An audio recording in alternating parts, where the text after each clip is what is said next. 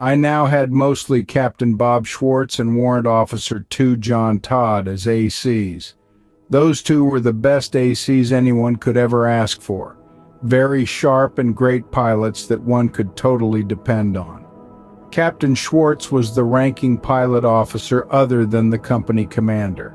My helicopter was lead helicopter into the LZs and PZs on combat assaults in many cases because Captain Schwartz was my AC. The assaults we made were somewhat saner. We sometimes divided the 10 Slick Hueys into 2 assault groups, which put 30 infantry fellows on the ground to check out certain areas, with standby backups ready to go if need be. Or we would pull them out if need be.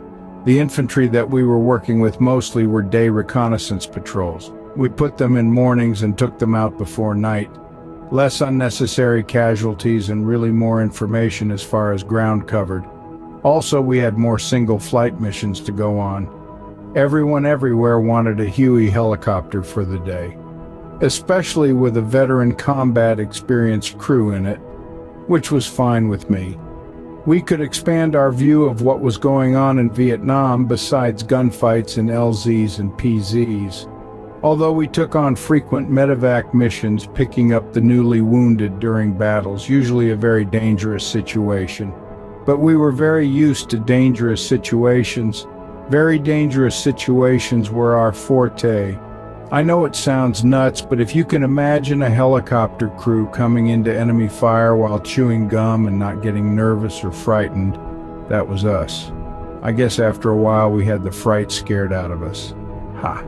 My helicopter was assigned to a command and control mission, a C&C mission.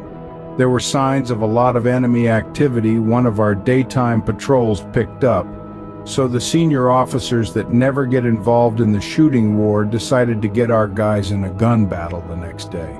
We had all sorts of radios put into my helicopter. It was a huge bank of radios that connected all military assets in the area to each other, including helicopters, artillery, infantry, and jet airstrikes. We were going to bring down almost all our might on these cursed enemy of ours. What a joke. War games. Good luck with that, I thought. The NVAVC knew very well how to outsmart us. NVAVC tactics were to get as close to our infantry fellows so that artillery of jet airstrikes could not be used, or they will just disappear in their holes and tunnels. Well, we flew over the intended battle area in my C&C helicopter at about 2,200 feet and watched my company of 10 Slick helicopters fly into the LZ area and not even shoot as the infantry troopers jumped out. This is the first time I watched our company in action from above. This was the first lift of supposedly a surprise attack.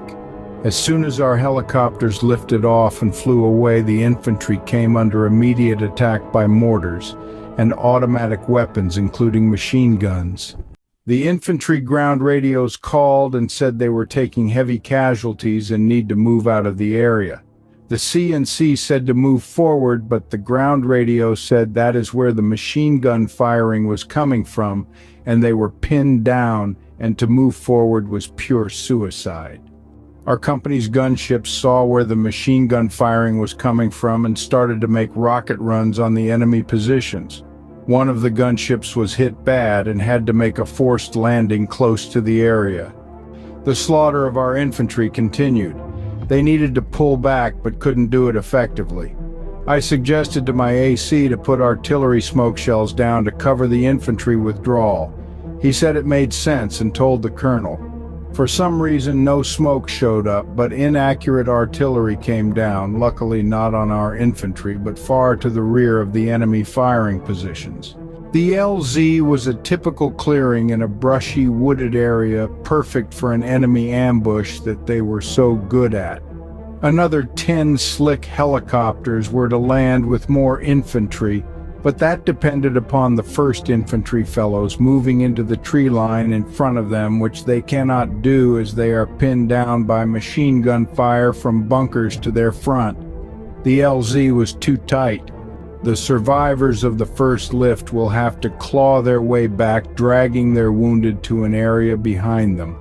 Hopefully the NVA-VC have not yet covered by a flanking movement.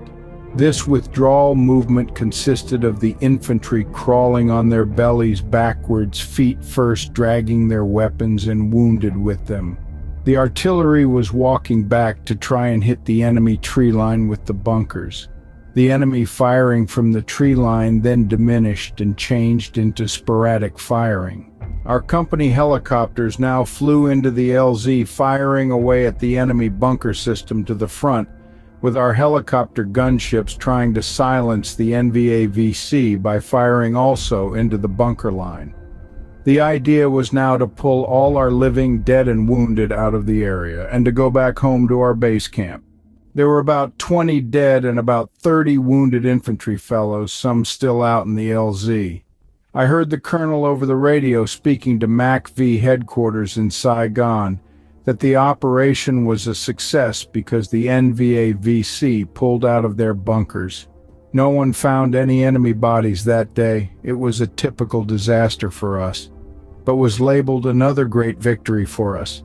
But besides the completely blatant lying by the senior officer in the out-of-control situation, what got to me was the CNC radio communication sounded like a baseball game, very aloof, except for the radio on the ground and from the helicopters. This I just suspect, but when the colonel gets back to Saigon, I would imagine he would report a heavy enemy body count. After all, it was good for morale, good for his career. He might get a combat medal and good news for the press.